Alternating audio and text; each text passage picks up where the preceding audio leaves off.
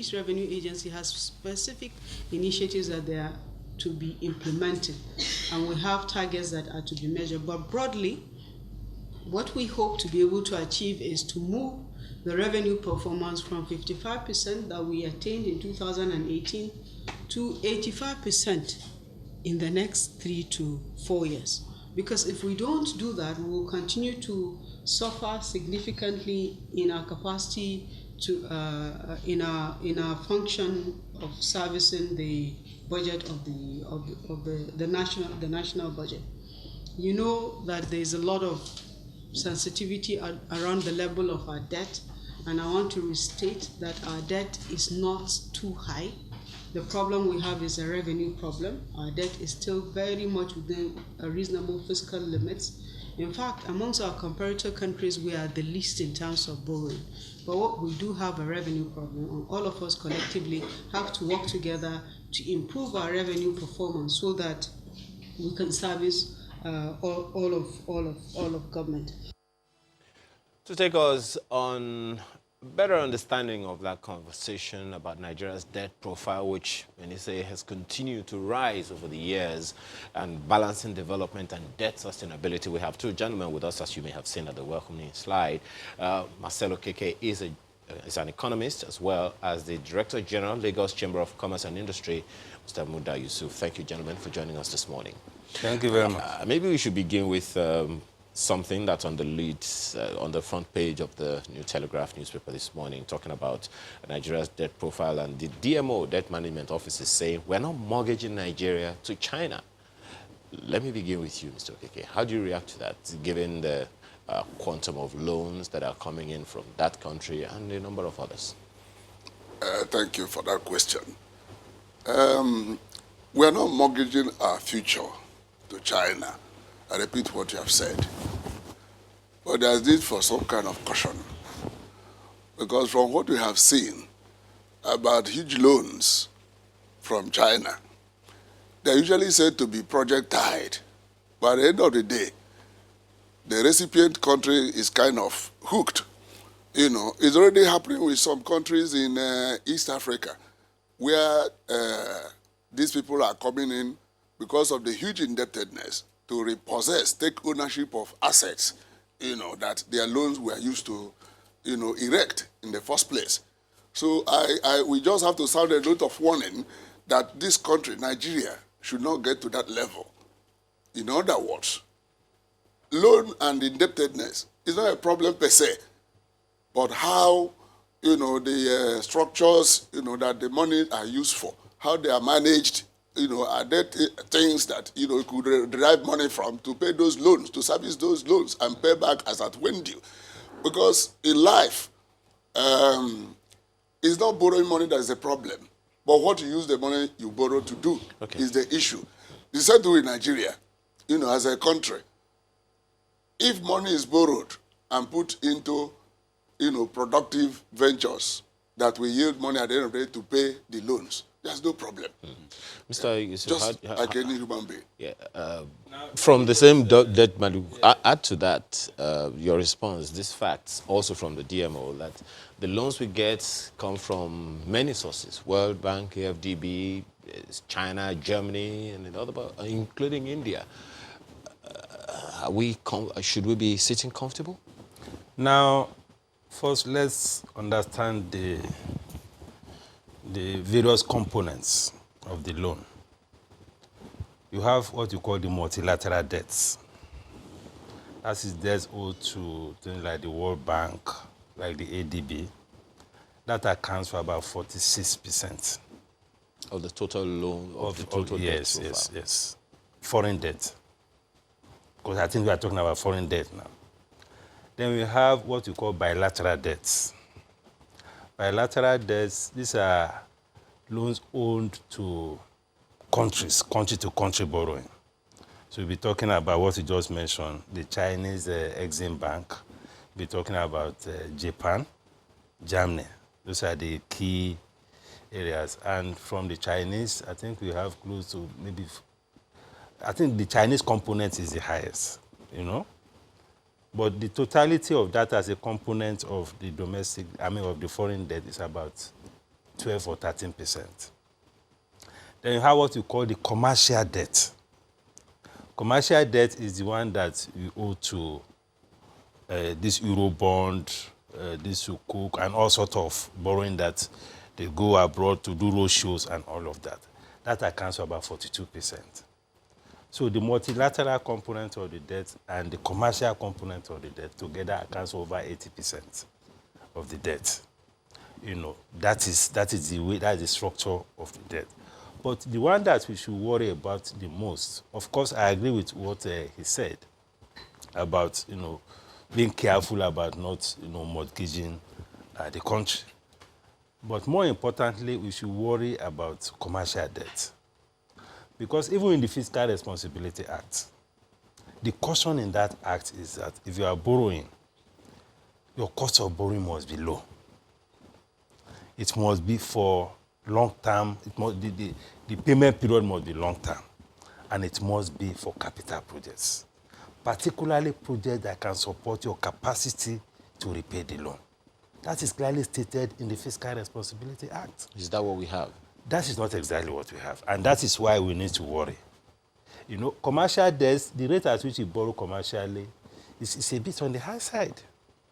Of course, those who go for the shopping of the loan come to tell us that, yes, it's oversubscribed. And well, to be oversubscribed, the rate is very high. And those who are lending, you have looked at your capacity, they know you have oil and all of that. Whatever happens to your citizens doesn't matter. Whatever happens to the way you spend it doesn't matter. As long as they have assessed you and see that you have the capacity to pay. The same thing with domestic debt. The domestic component of debt is over 70%. You know, if you look at total debt, and one of the reasons you have a very big issue with servicing debt is the cost at which we borrow. For a long time, the cost at which government was borrowing treasury bills, federal government bond, was excessively high. And that is why I find ourselves in this situation. The minister was saying you don't have a debt problem, you have a revenue problem. If you don't have revenue to pay your debt, are you not in a debt problem?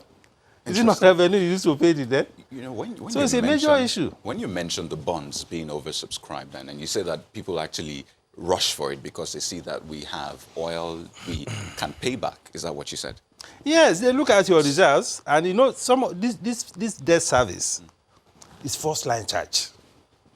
If you have a basket of money you want to spend, the first thing that will go out of that money is your debt service. So if we have that image, if people see us that way, isn't that also some good side of that? Maybe they see us as being financially stable as a country. No, not exactly.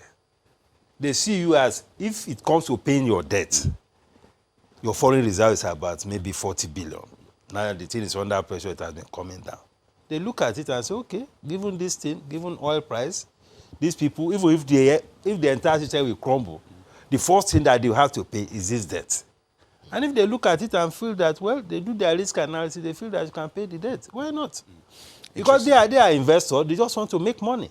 But the developmental side of the issue is what the government itself should worry about. And then the sustainability, the future, what will happen to the future generation.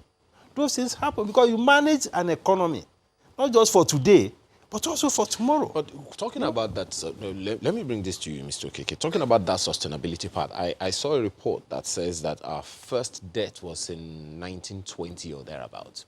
And we've been having long-term loans for as far back as that time. Now, and we still seem to have that same trajectory of collecting long-term loans, whether we are able to pay them back or not. I'm sure that we must have been paying back, otherwise we probably wouldn't have been able to get them. Now, but speaking to how sustainable these loans are for future developmental purposes is something that should give one concern. Sure. I don't know if you are as concerned, because as at the last time, the budget to revenue ratio is put somewhere in between 69%, which is giving economists like you reason to worry. Where we can only see today, and we hear government officials tell us that, look, we are still within manageable threshold. Yeah. How about the future? Well, you can see that the two of us are raising concern about the future. But let me also tell you that sustainability, debt sustainability, is a function of several variables, including the kind of government in place. That's why you have what is called debt management. So it is being managed. And, you know, the sources, where do you borrow from? The conditionalities, the terms, you know, like my colleague said, if it's a fairly long term and you have concessionary loans, that you have the interest rate as about 1% or 2%, or even some of them less than 1%. You understand? So they don't pose so much problems. But I agree with you that this has been with us over the years. But also I tell you, it's a function of the character of the government in place. Because under President Olusegun Obasanjo, for instance, our debt was brought to almost zero. The Minister of Finance, that Okonjo Iweala, you know, who was also part of the government, you know, negotiated with, you know, our creditors. And the debt of this country came next to zero. You understand? So who knows who will be in power in the future? And we decide to focus attention on handling our debt. But shouldn't we have a debt policy as opposed to relying on whichever government is in place per time? Let me agree with you. The debt policy is a paperwork my colleague referred to. It's a question of who is now implementing what is on paper. Do you understand? So if we have somebody who implements the act you mentioned to the letter, we will have this issue of who is in position. But you know, human beings, there is a human element to every, you know, situation. The way you handle this program, for example, will not be the way any other person on that seat, on this seat, will handle it. So it is. Today, the president of this country is Buhari. Tomorrow, it will not be him. If I'm going to, if I'm going to draw that analogy of whoever presents this program, there are certain elements, Mr. Yusuf, that would be consistent. Whoever sits on this chair will be the one asking the question. So that's like a policy. The trajectory of where the program is going is clear. There are certain questions that we will ask, certain questions we will not be able to ask. So if we are to draw that analogy into Nigeria's debt policy, should it depend on who is in government at any time? Well, ideally, it should not. But, you know, it is one thing for you to have a framework with which you are supposed to drive a system. It's another thing for you to be able to adhere strictly to it. Yes. First, it's a function of who are the major drivers.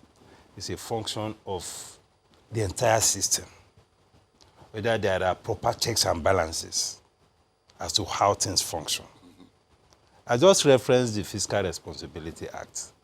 There are clearly, you know, specified framework and limits as to, you know, how budget should be presented, what percentage of the budget should be in deficit, how much borrowing you should get from either foreign, local, or even from the central bank and all of that.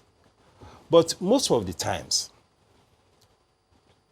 when these things are not complied with, there are no consequences, especially because issue of debt is something that is a top-bottom thing. If there's a directive from maybe the presidency and say, okay, central bank, we need this amount of money, DMO, issue this bond, this and this, I mean, what will you do? And if you don't have a legislation that is also very firm on some of these things, we continue to have this kind of situation. So the issue of sustainability of debt, there have been all sorts of parameters thrown around. And when the minister was talking, he was talking that compared to our peers or comparator countries, we are doing well. We even have more room to borrow. But even the Central Bank of Nigeria, at its recent MPC meeting communique, the CBN is beginning to raise concern. Perhaps that also. So if that is coming from the CBN, then we have to take these things very seriously. Perhaps that also speaks to the dichotomy between the paper, what the indices are saying, and what the people are experiencing. Right? Yeah. Is that what you're saying? Mm-hmm. Okay. Now, speak to this one as well. The AFDB recently, of course, you are not all unaware of it, released Nigeria Economic Outlook. And in that economic outlook, the AFDB said, real GDP growth is projected to rise to 2.9% in 2020, that's this year, and 3.3% in 2021. We prepared a slide for that. Now, this projection of AFDB is dependent on something. It says it depends on implementing the Economic Recovery and Growth Plan 2017 to 2020, which emphasizes economic diversification. You are in business, Mr. Yusuf. Do you see that happening? Not exactly. You see, the capacity to diversify the economy is a function of the way we manage the investment environment. It's not government by itself that will get up and say that I'm investing in this, I'm investing in that. It is investors that will determine what they will invest in. And what they will invest in depends on the environment you create for such investments to happen. An economy gets the kind of investment that it deserves. It is the environment you create that will determine where people will put their money. If you get your money, go and throw your money into agriculture, and you burn your fingers, you won't advise any other person to go into agriculture. Even though agriculture is a very critical sector of the economy to go into. If you see a colleague of yours who has gone to China to bring in something and said, take to the market, and within a few days, he has sold it and made a lot of money, that is a signal of where you should put your money. So the configuration of the economy, the kind of policy environment that you create, the kind of regulatory environment that you create, the kind of incentives that you create, that is what will determine where investors will put their money. What about things So that... confidence is key. If you don't give the kind of confidence for investors to bring in their money, there's no way you can progress the economy. And if the economy is not growing, revenue cannot grow. The minister was talking about we have a revenue problem. Where will you get the revenue if investors are not doing well? If investors don't have the confidence? And this speaks to the importance of engagement between the government, the policymakers, and those who are investing in this economy. It is one thing to go around the world and attend summits and say people should come and invest. But people will take a key from what is happening to the domestic investors. How are they faring? What are their issues? How much engagement are you having with them? We used to have a quarterly engagement with the vice president when you still have the economic management team. That has been dissolved. No engagement is happening. And some of these key investors are the people that will put the money on the table. This tax revenue is coming from them. All these big corporates, sometimes that you just throw policies at, we rubbish them. These are the people who are generating the money. So if you don't engage them, either on cross-cutting issues or on sector-specific issues, how will you grow the economy? You can't sit there as a policymaker and think that you know everything about every sector.